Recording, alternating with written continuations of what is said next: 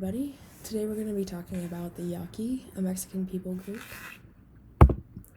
So just some general information. They're called the Yaqui, and you have the pronunciation written out for you there. But they also call themselves the Yaqui, meaning literally person or people in their language. You'll find them in the Sonora region of Mexico, and the language they speak is called Cajita, and they have their own specific dialect of that. But the language itself is part of the Uto-Aztecan language family, and the only other people group to speak a language from that group is related to the Mayo group, which is another Mexican people group in Sonora.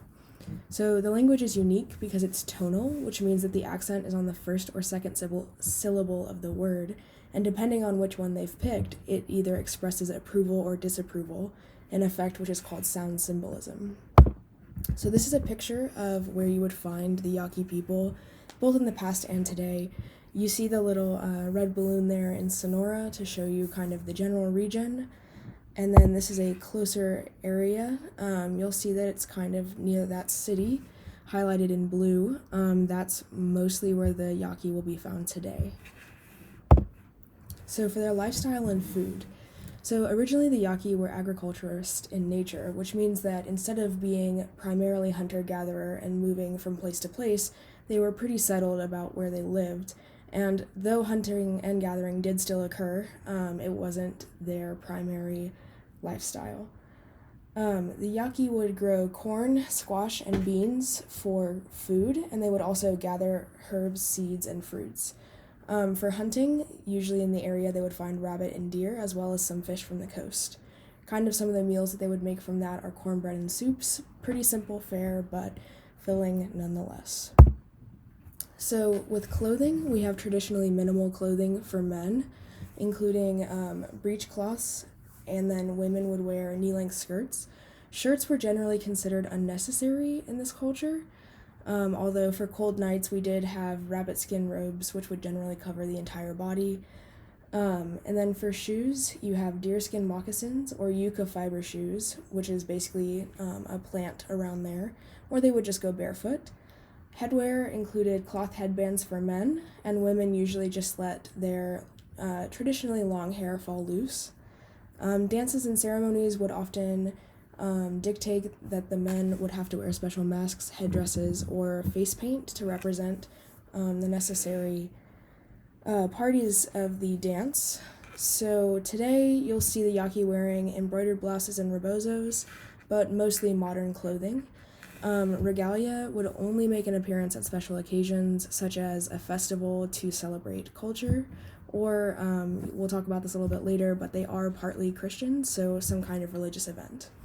You'll also see flowers come up a lot in this culture. They're a very important part of what the Yaqui consider their culture, so they're featured on a lot of their clothing and in a lot of other elements of their lives. So here we have some examples of our clothing. To the left, you'll see a breechcloth that the men would typically wear. Those long panels go in the front and the back when it's being put on. Towards the top, you see some moccasins. These are more modern, but this is kind of what they would look like. And you'll see the flowers on them, like I said earlier. Right below that, we have one of the Yaqui men during something called a deer dance, which is a kind of like a festival, like a music festival. We'll talk about it a little bit later, but you can see an example of the face paint and even body paint that they're required to wear for that ceremony there. And then to the right, we just have another example of a deer dancer.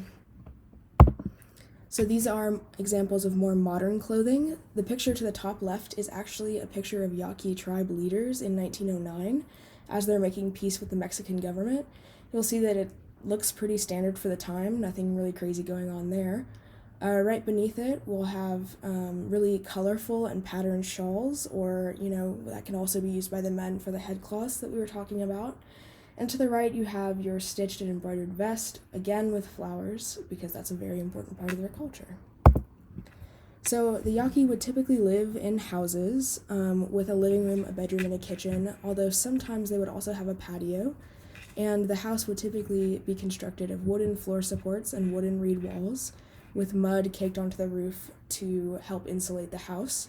Again, all of these things are things that they could find around them, so you're not going to see anything super fancy. at least until the modern era, for their habitation. So for art, trade, and transportation, the Yaqui craft masks. They have a lot of other things that they create, but masks are one of their main staples. They would use that a lot in tribal trade, and we'll actually have some on the next slide for examples, but they're typically packed full of symbolism. As it says on the slide, they are very important for religious rituals, cultural events, and decoration. And then a few of the other things the Yaqui would make are beaded jewelry, woven baskets, and blankets.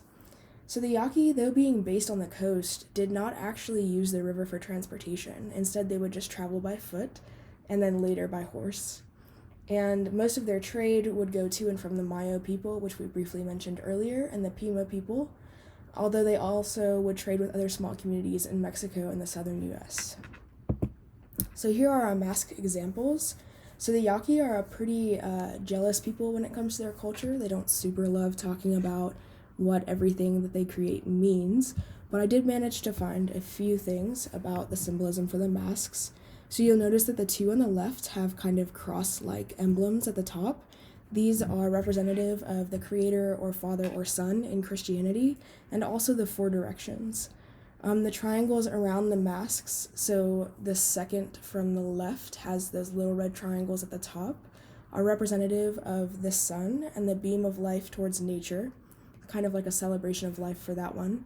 And then on that same mask, you'll see triangles under the eyes that are pointed downwards, and these are actually representative of teardrops for their people that they've lost in battle. And then you'll also see that these masks are primarily black, which is representative of the death that everyone will eventually endure, although this was not meant in kind of like a macabre way, but just a reminder that we're all mortal and will die. You'll see that these are kind of made of wood. The hair there would either be their own hair, which they have bleached, or straw. And beyond that, they've pretty much guarded the secret of their masks really well. Even creators who make modern-day masks won't really share a lot about what they represent, but they are eager to share this part of their culture. All right, here's the big one. So we're going to get to religion. So due to their location in Mexico, the Yaqui were subject to the teachings of Spanish missionaries that came from Spain. As a result of that, their previous beliefs to that blended with the Christian beliefs. So instead of the Christianity coming in and taking over everything, it actually creates this unique mixture of Yaqui culture and Christian culture for this kind of half and half religion. There's kind of a mixture of prayer, music, dancing, and the songs during religious ceremonies. So, to the Yaqui, the world is divided into different regions, which they call Anayam, and each of these regions has their own qualities or powers. So kind of think of Anayam as like alternate universes that are layered on top of one another, like I guess the Marvel universe, if you have that as a point of reference. And the rituals that the Yaqui perform are mostly concerned with these Anayam, and they're either seeking to protect against those with evil forces or to bolster those with good forces. So we're going to come back to flowers again, because the Yaqui believe that the blood shed during the crucifixion kind of grew and evolved into flowers. And this is such a big part of the culture that it actually has even made its way into the language, where members of the community, instead of being asked, like, how are you, they would be asked, how is the flower? Which is just an interesting little bit of culture for them. So for their music, we have this thing called a deer song. So a deer song is kind of the most prominent of the Yaqui's music traditions. The songs will often utilize Spanish instruments like the harp, violin, fiddle, rattles, and rasp. And this was an important kind of music to use in the deer dance, which is held before a deer hunt. The purpose of the dance is to thank the deer for its provision of livelihood to the community. And the deer is the symbol of goodness and virtue for the community, and importantly also is believed to lead the past or the dead members of the community from this world to the next. So this is a really important symbolic animal for this people group. So here's our first example of music. This is going to be our traditional example. And before we start it, I'm just going to give you a brief translation of what the singer is saying. I've also limited this recording to 1 minute, just because it's pretty repetitive and I don't want to take up too much of your time. So The singer is saying, "The mountain grass moved with the gently blowing breeze and whistled softly. The grass grows on the mountain top and blows with the wind." So it makes sense that it's repetitive because we're having the word mountain, grass, and wind or breeze kind of being repeated there. All right, so here you go.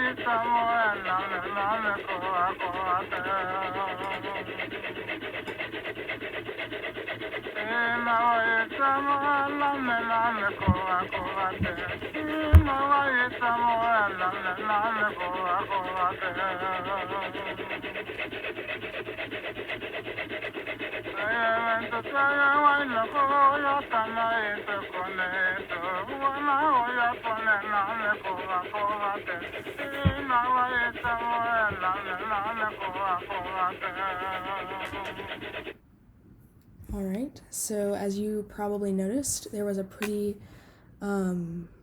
constant melody there with the rasping sticks in the background for the instrument, and the singer's voice seemed to be what the music producers wanted you to focus on the most. We'll talk a little bit more about how this example will differ from the contemporary example that I've provided later, but for now, we're going to go ahead and focus a little bit more on the deer dance and what it actually means to the community. So the deer dancers represent the connection that the Yaqui have with nature. So while they are dancing, the dancer will connect with what's called the Saya Ania, which is translated into the flower world, surprise, surprise, and it's kind of seen as the embodiment of sacrifice, because it's basically believed that through the work of singing and dancing the entire night, which the deer dance will last the entire night, the world is being literally recreated.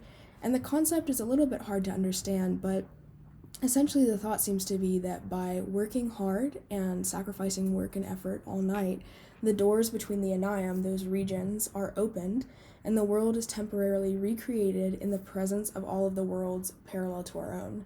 So I guess if you wanted another pop culture reference, you could think of this as the Marvel alternate universes kind of having portals open up between them and then all coming to rest on top of each other.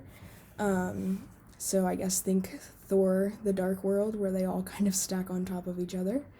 But for the Yaqui, this convergence is called the Saya Wailo. And the ultimate meaning of the deer dance is a representation of the struggle between good and evil in these Anayam. And the purpose of the dance is kind of showing the audience how to restore and maintain the balance between good and evil. So put into practice, the deer dancers are kind of dressed in this particular way, which we kind of saw earlier. They've got the deer head on top with that scarf that we spoke of on the men's head. A lot of times you'll have face paint, but specifically with instrumentation, they actually will wear instruments on their bodies, and they'll have rattles on their ankles made of butterfly cocoons called tenabri, and rattles on their waist made of deer hooves. So again, you see that symbolism of the deer, both with the hooves and the head that they'll be wearing. And the butterfly also symbolizes new life. So we have unique instruments that are used in the dance, along with a lot of the other Spanish instruments we've already mentioned. But you have a water drum, a frame drum, a flute, gourd rattles, a fiddle, and a rasp. And there's kind of some thought by scholars that these things actually represent specific entities in the dance. But again, the Yaqui are very protective of their secrets, so to say, of what these things represent.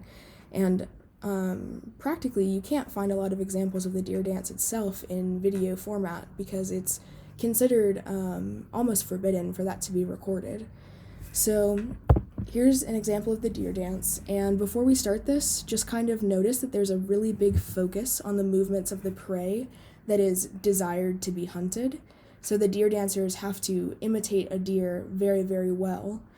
And there's a focus on a mastery of execution here, to the point where the dance group who is performing this, called the Ballet Folclórico de Mexico, they're actually calling it imitative magic, in the sense that you are imitating a deer so well that some kind of magic is being performed. So this is called the Danza del Venado. It's the Spanish name for this, and I'll just kind of let you guys enjoy.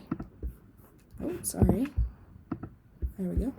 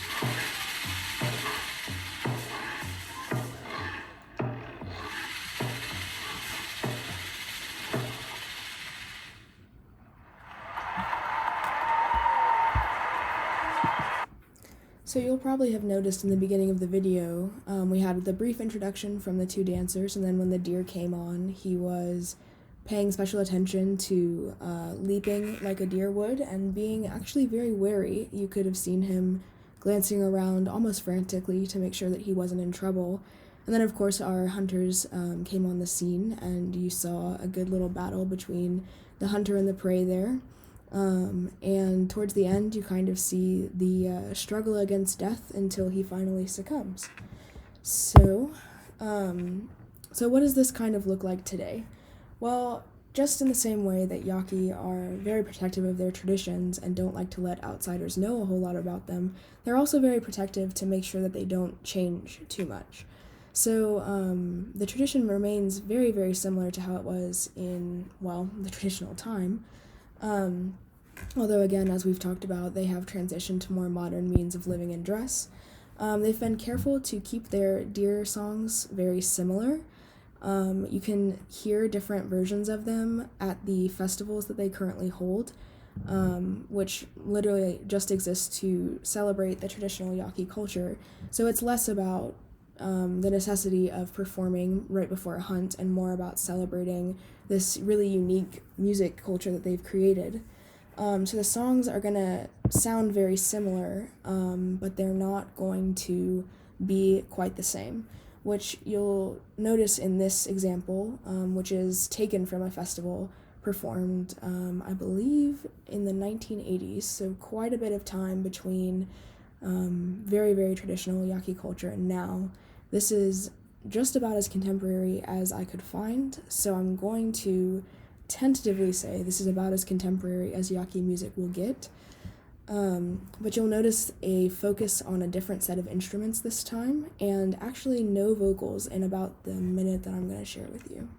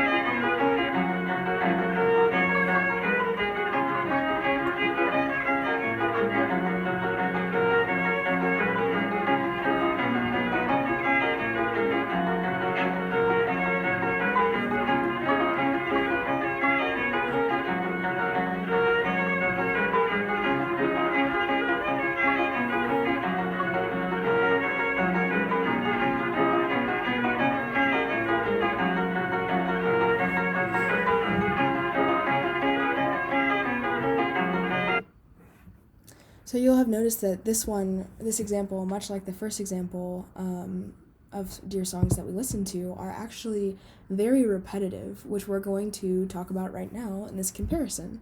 So on the left-hand side, you'll see some notes about the traditional example, and the right-hand side, the contemporary. The biggest difference, of course, would be the instrumentation focused more heavily on the rasp, rattles, and drums, so idiophones and membranophones in the traditional example, as well as, of course, vocals. And the contemporary, we have a more heavy focus on the fiddle, violin, and harp, which are actually chordophones. So the style for the traditional is best said to be folk music due to its creation by quote-unquote modest means, which basically means there's no fancy recording studio or electronic gear, and also because it's been performed by custom over a long period of time by an indigenous people group. So contemporary, the style still leans heavily towards the folk genre, although because of the use of technology in literally recording this example, it could also be classified as indie.